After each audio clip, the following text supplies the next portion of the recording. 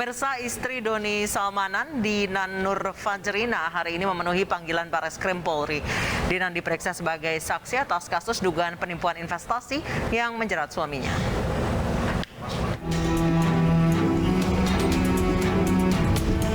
Dinar Nur Fajrina, istri tersangka Doni Salmanan, hari ini memenuhi panggilan Direktorat Tindak Pidana Cyber Bareskrim Polri. Didampingi pengacara, Dinan tiba dan langsung menuju ruang pemeriksaan penyidik.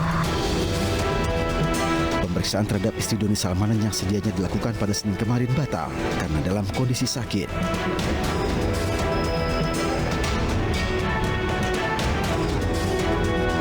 Selain istri Doni Salmanan, polisi juga menjadwalkan pemeriksaan terhadap pemilik showroom mobil mewah Rudy Salim yang disebut-sebut memiliki kedekatan dengan Doni Salmanan namun batal hadir hari ini.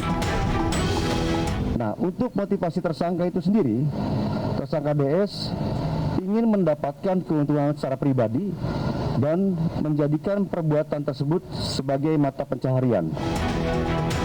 Lebih dari 28 orang saksi telah diperiksa polisi terkait kasus dugaan penipuan investasi dengan tersangka Doni Salmanan.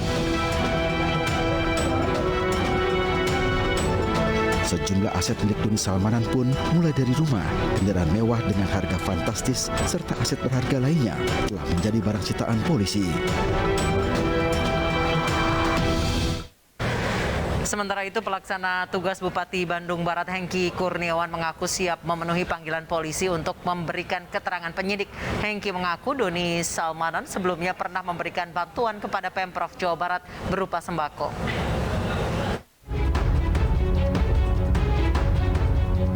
Bantuan sembako yang dulu pernah diberikan oleh Doni Salmanan kepada pemerintah Provinsi Jawa Barat belakangan menjadi perhatian sejumlah pihak sejak kasus dugaan penipuan investasi yang menjerat Doni mencuat ke permukaan. Bantuan 3.000 paket sembako untuk warga terdampak pandemi ini diberikan pada Agustus 2021 silam saat warga alami kesulitan akibat pandemi COVID-19.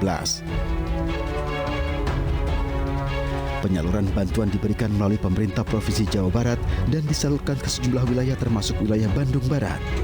Bantuan sembako tersebut kemudian disalurkan kepada warga yang terdampak akibat pandemi. Dulu Bandung Barat kami mendapatkan bantuan dari provinsi. Jadi bantuan itu dari provinsi yang mana bantuan itu berasal dari saudara Doni Salmanan. Jadi bukan langsung ke Bandung Barat, tapi langsung dari provinsi. Pada saat vaksin, Pak Gubernur memberikan 1 truk lah sembako dan langsung kita distribusikan.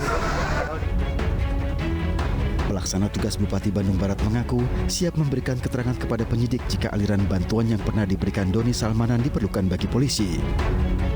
Sebelumnya, Gubernur Jabar Ridwan Kamil mengaku kehadirannya menerima sumbangan hanyalah bentuk apresiasi bagi warganya yang memberikan bantuan kepada warga Bandung Raya. Korban penipuan investasi berkedok trading binary option Binomo dan Quotex di Asahan, Sumatera Utara mengaku mengalami kerugian ratusan juta rupiah. Korban melaporkan seorang afiliator yang disebut-sebut rekanan dari Indra Kents.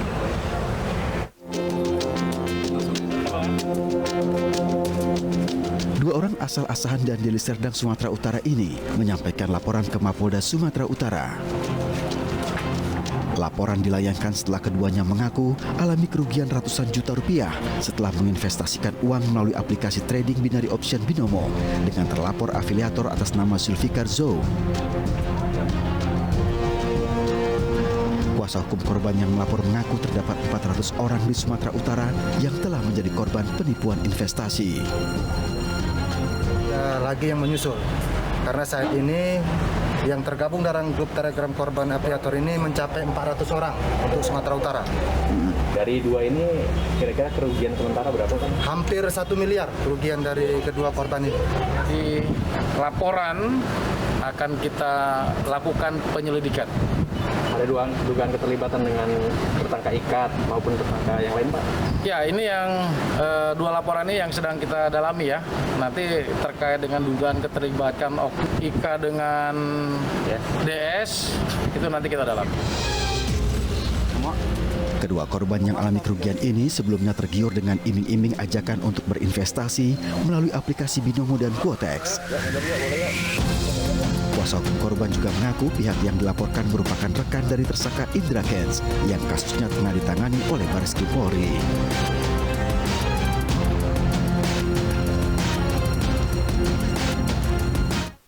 Pemirsa, kami telah terhubung dengan Dongan Nauli Siagian, kuasa hukum korban. Selamat malam Pak Dongan.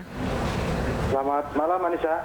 Baik, Pak Dongan, dari dua korban Anda menyebut bahwa kerugiannya sampai hampir 1 miliar rupiah. Apa yang sebenarnya membuat klien Anda ini mempercayakan segitu banyak uangnya untuk diinvestasikan ke binary option ini atau binomo?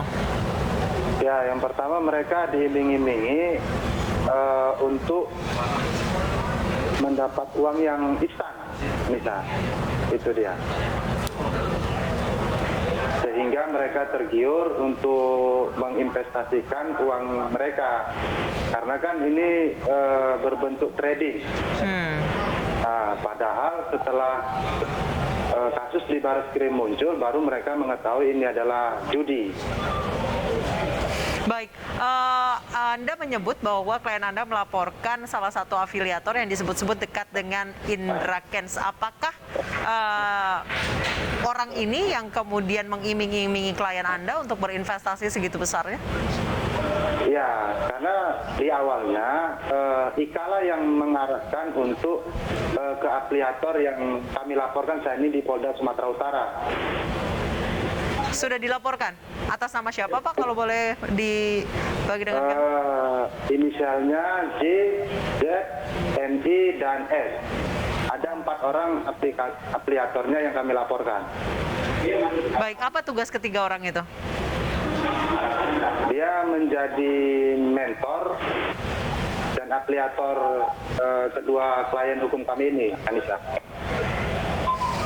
Baik, Pak Dongan, dari uang 1 miliar yang dimiliki oleh dua klien Anda, seperti apa pola investasinya? Apakah sedikit-sedikit atau langsung berjumlah ratusan juta rupiah?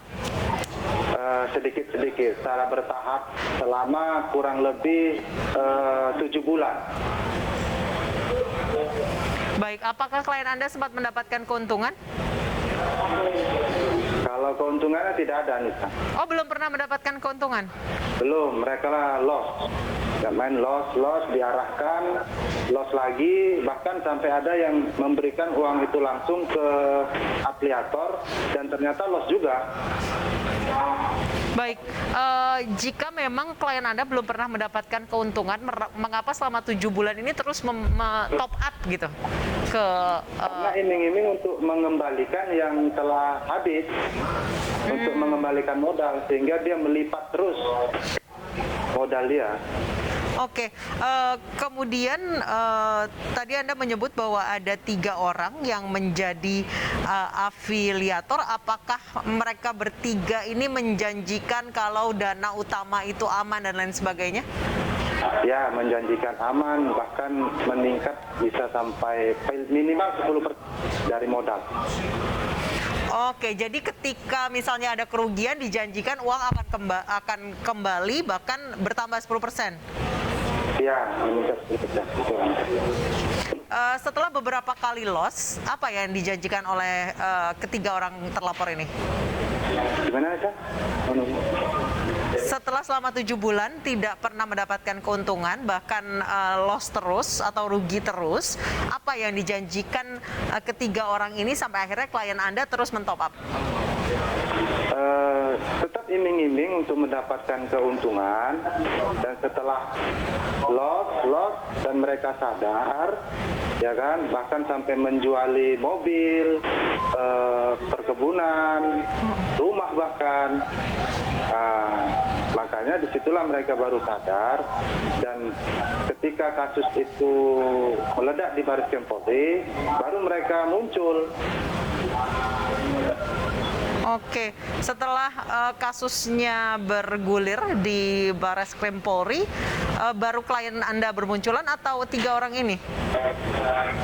Sebenarnya baru bermunculan, Anissa, karena mereka yang pertama itu takut karena di samping juga ketika ini adalah judi, maka isu yang dibangun mereka adalah pemain judi juga kan ikut terlibat. Itu yang pertama. Yang kedua, orang-orang di sekeliling dari afiliator ini yang mengintimidasi para korban ini untuk tidak membuat laporan. Oh, klien Anda menerima intimidasi?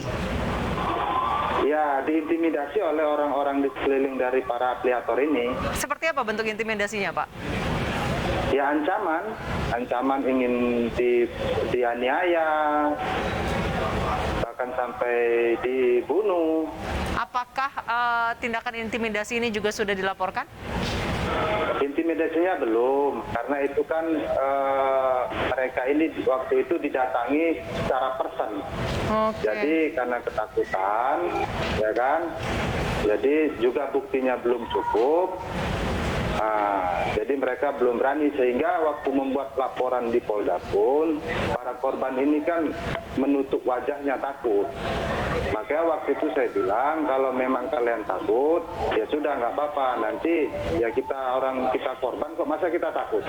Baik, Pak Dongan, dari 3 orang yang akan Anda laporkan, apakah ketiganya keberadaannya sudah diketahui atau hilang? Masih di seputaran Medan ini, Anissa. Baik, 3 orang ini adalah yang menjanjikan pengembalian uang berkali-kali lipat dengan instan kepada klien Anda. Ketika kasus ini kemudian mencuat di Barreskrim Polri, apakah ketiganya bisa dihubungi? Tidak, semua nomor-nomor dari para korban ini sudah diblok. Baik, sejauh ini sudah sampai mana laporannya, Pak? Baru kami semalam di SPKT. Kemungkinan minggu depan ada beberapa lagi, ya ada sekitar 8 yang akan membuat laporan lagi. Baik, sejauh ini total korban yang berada di Kota Medan ada berapa, Pak Dongan? Kalau dalam grup Telegram kami ada sekitar 400 orang. Wow. Dari 400 itu jumlah totalnya kira-kira berapa, Pak? Kalau seluruhnya kami belum inventarisir, cuman yang masuk ke kami itu saat ini ada sekitar 10-12 miliar. Dari 400 orang ini ya, 10-12 miliar ya, Pak ya?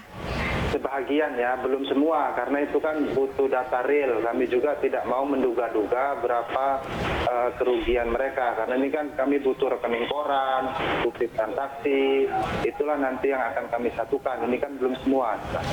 Baik, terima kasih Pak Dongan Nauli Siagian, kuasa hukum korban Banri Option dari Medan, Sumatera Utara, telah bergabung bersama kami di Newsroom. Dan pemirsa, Newsroom akan kembali usai jeda dengan sejumlah informasi penting lainnya. Tetap bersama kami.